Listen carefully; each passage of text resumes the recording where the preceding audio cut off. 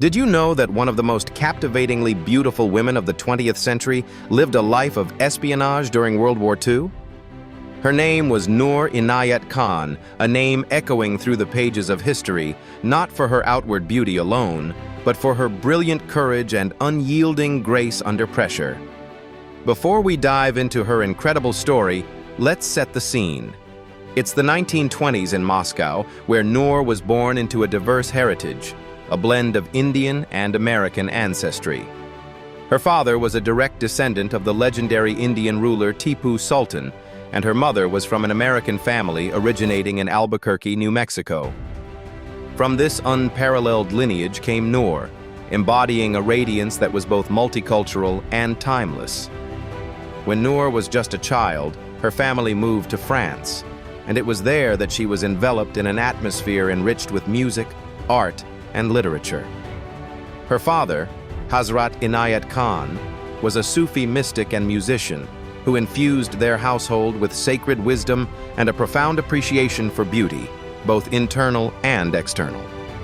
Noor grew up exuding a delicate charm, inspired by her father's teachings of nonviolence and universal harmony. It was a charm that would later captivate those around her, even in the midst of war. But Noor was not just a graceful figure. She was a seeker of knowledge and a student of intellect. She studied child psychology at the Sorbonne and began writing children's books, spinning tales that mirrored her gentle spirit. By the late 1930s, she had already authored several works that captured the imaginations of many young readers. She had a soft voice, warm brown eyes brimming with kindness, and an elegance that made her stand out in both artistic and social circles. Now, let's fast forward to the outbreak of World War II, a time when life took a sharp, courageous turn for Noor.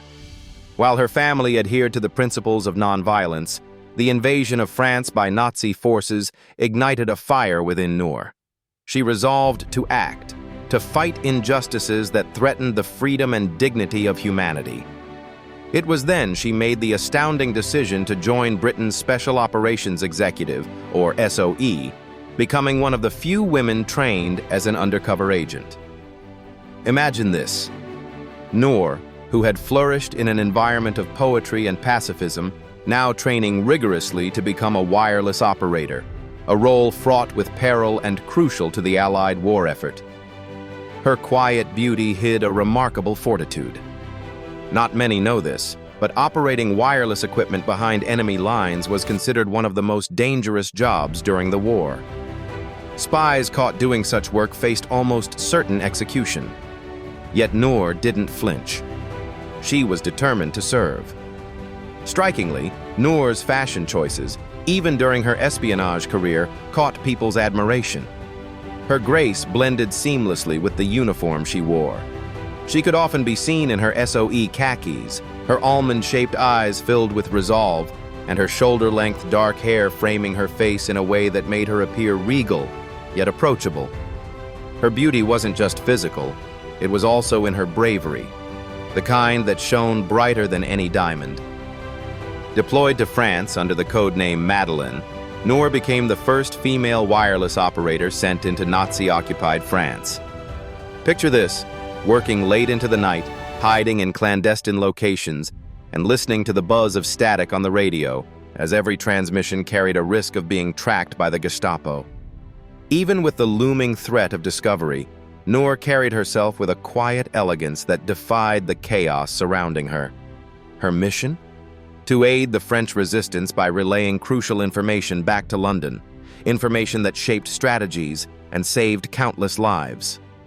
Noor's courage and beauty weren't only admired by her allies. Even those tasked with capturing and interrogating her could not overlook her allure.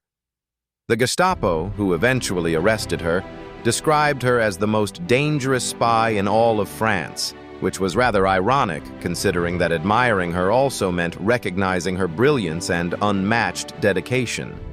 Noor refused to reveal any secrets, standing steadfast despite unspeakable conditions. This resilience only heightened her aura, cementing her as a figure of both beauty and purpose.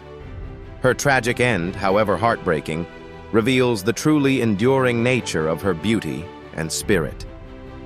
Noor was eventually transported to the Dachau concentration camp, along with 3 other female agents.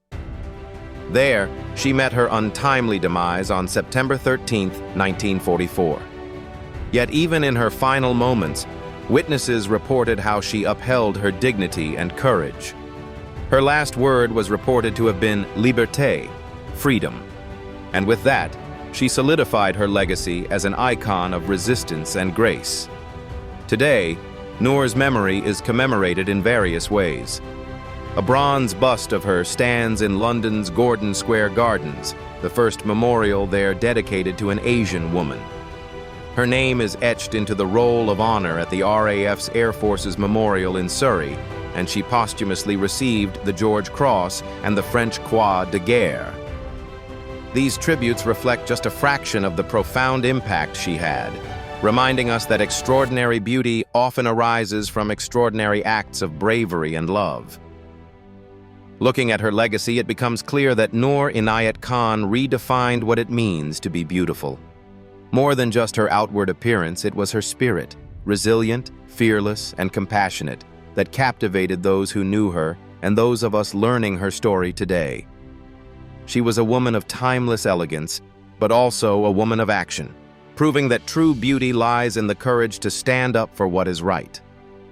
So, the next time you hear the names of WWII heroes, remember Noor Inayat Khan. In a world overshadowed by conflict, she shined as a beacon of grace and strength. Her story reminds us that beauty is not just skin deep, it is the bravery to live with purpose, the determination to fight for justice, and the ability to inspire future generations. Noor's life was a masterpiece of courage, and that, dear listeners, is something truly beautiful.